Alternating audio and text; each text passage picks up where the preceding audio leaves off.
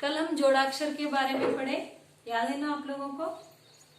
याद है? हाँ, जोड़ाक्षर के कितने विभाग है? हाँ, कितने हैं? 2 है।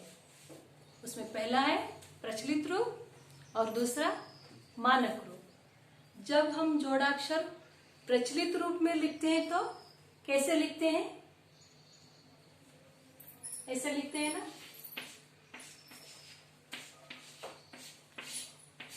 और ये नीचे जो लगा है ना, इसको हम क्या कहते हैं? मैं लिखा चुकी हूं आपको।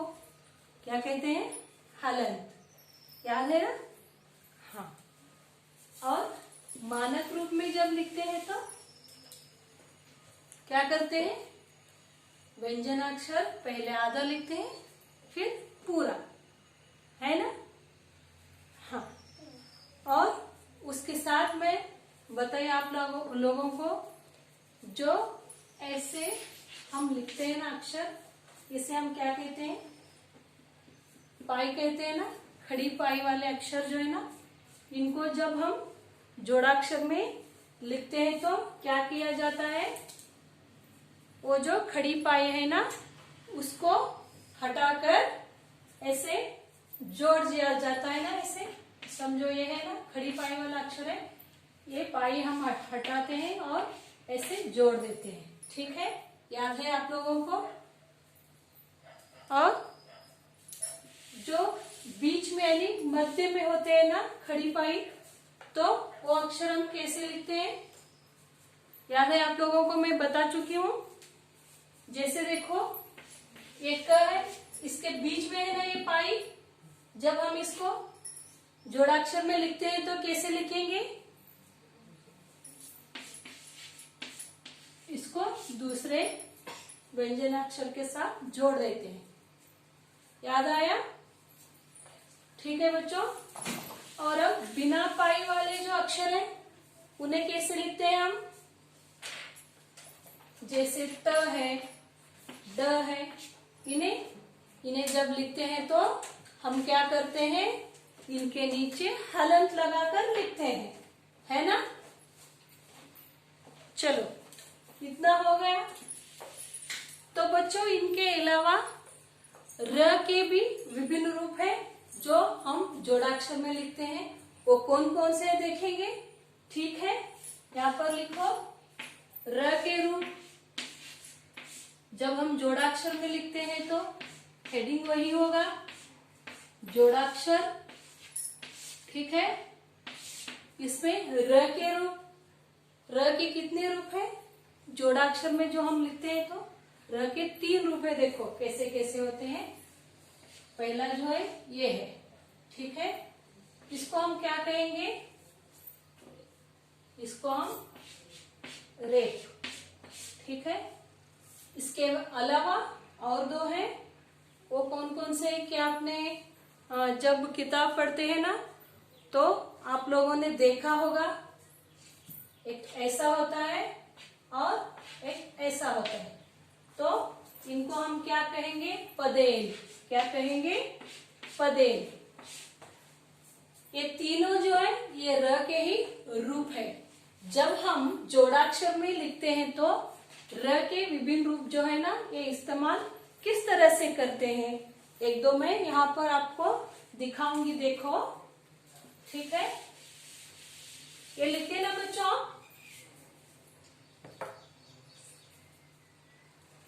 पहले हम इसके बारे में जानेंगे, ये कहां पर लगाया जाता है। ठीक है? तो र के बाद लिखो, ये र के बाद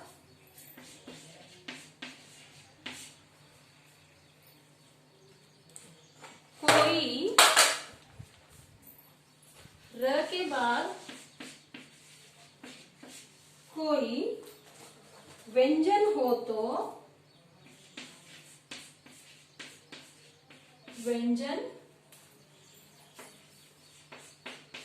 हो तो, र के बाद कोई व्यंजन हो तो र अगले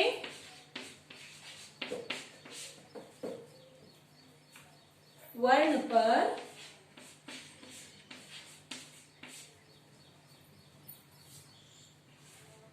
रेफ यानी कि ये जो है ना रूप में लगाया जाता है।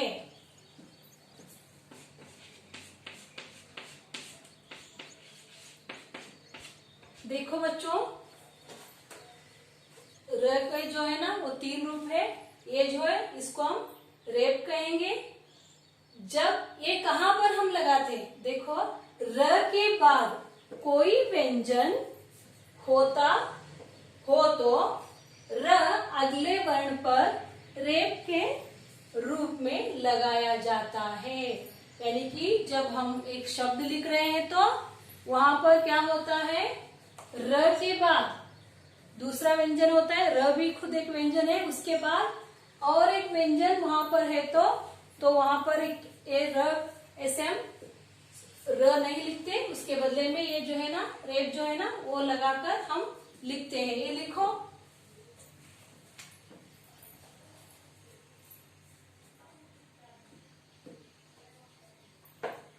लिखे।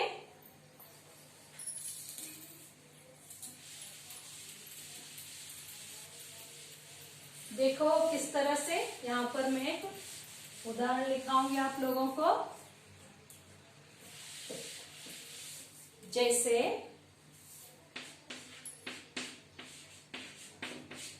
देखो हम एक शब्द लेते हैं कर्म, ठीक है।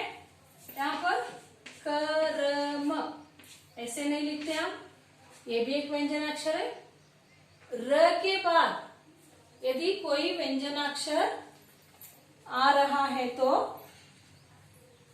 हम क्या करेंगे, ऐसे नहीं लिखेंगे, इसके बदले में हम क्या करेंगे, देखो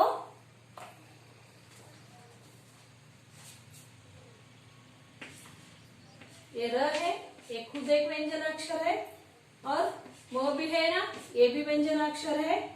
तो यहाँ पर जब हम लिखते हैं तब ये क्या हो जाता है, ऐसे आ जाता है, ठीक है। हम ऐसे अलग अलग नहीं लिखते, बल्कि र के बाद एक और व्यंजन अक्षर है तो वहां पर र ऐसे आ जाता है रेप के रूप में, ठीक है। जैसे देखो एक शब्द कर्म, ठीक है।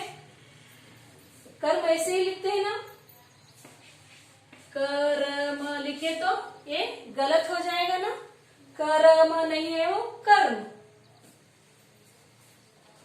जब र के बाद यहाँ पर दूसरा अक्षर उसके सामने व्यंजन अक्षर आए तो र, तब र कैसे आता है, ऐसे नहीं, इस रूप में आ जाता है, ठीक है, रेप के रूप में। लिखो। अब पदेन के बारे में जानेंगे, पदेन कब आता है, ठीक है। पदेन जो है ना ऐसे एक होता है और ऐसे, ठीक है। लिखो आप लोग, स्वर से पूर्व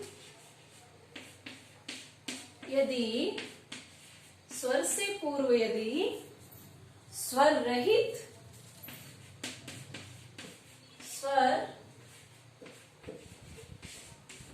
स्वर रहित व्यंजन है तो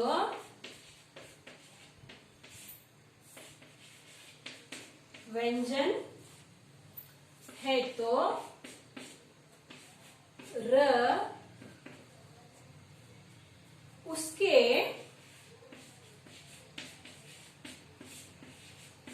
पैर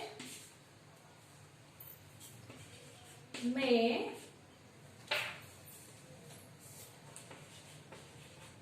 पदे के रूप में लिखा जाता है।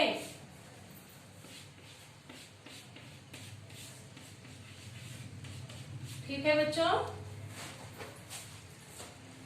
ये जो पदेन है ना, इसे कहाँ पर लगाया जाता है? स्वर से पूर्व यदि स्वर रहित व्यंजन है तो र उसके पैर में पदेन के रूप में लिखा जाता है। स्वर से पूर्व स्वर रहित व्यंजनाक्षर है तो वहां पर क्या हो जाता है? ये पदेन रूप जो है ना वो लिखा जाता है।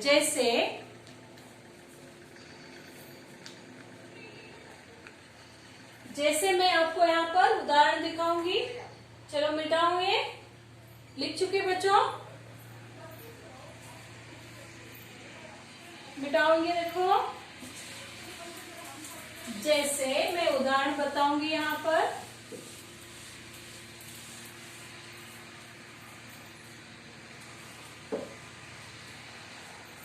जैसे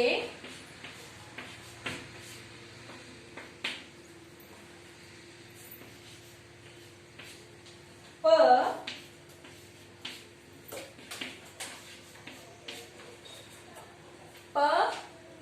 र। देखो यहाँ पर ये क्या हो जाएगा? प्रश्न। देखो, प्रश्न स्वर आ रहा है ना, न के अंदर स्वराक्षर जो है, स्वराक्षर का पहला अक्षर अ आ रहा है ना। हाँ, जब हम ऐसे शब्द लिखते हैं तो वहां पर र का जो रूप है ना पदे, वो हम ऐसे नीचे लिखते हैं। ठीक है। और एक है ना पदे, उसका एक उदाहरण बताऊंगी। देखो,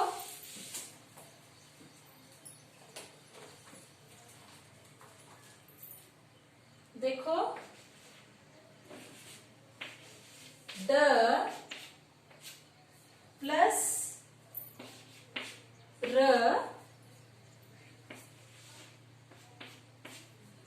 ये क्या हो जाएगा? देखो,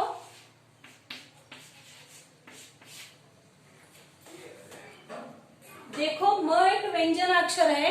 म अ आ रहा है ना उसके अंदर स्वराक्षर। ठीक है ना। व्यंजन अक्षर से पहले आप इसमें स्वर आ रहा है ना, तो दोनों मिला के पढ़ो। ड्रम। ये क्या है? नीचे लगा हुआ है, इसे हम क्या कहेंगे? क्या कहेंगे? पदेन। ये किसका रूप है? र का रूप है। ठीक है। लिखो बच्चों। बच्चों, हम जोड़ाक्षर के बारे में पढ़ चुके हैं। अब इससे जुड़े पाठ है आपके लिए, तो वो पाठ हम कल पढ़ेंगे। आज इतना ही। ठीक है। तो अब फिर से घर में जोड़ाक्षर के बारे में मैं जितना भी लिखाई वो पढ़ो एक बार, और कौन सा जोड़ाक्षर कहाँ पर लगाया जाता है ध्यान से पढ़ो, और जोड़ाक्षर शब्द आप थोड़ा लिख कर देखो। ठीक है। तो आज मैं यहीं पर समाप्त करती हूँ। कल हम फिर जोड़ाक्षर से जुड़े एक पाठ है तो वो पढ़ेंगे। ठीक है बच्चों, धन्यवाद।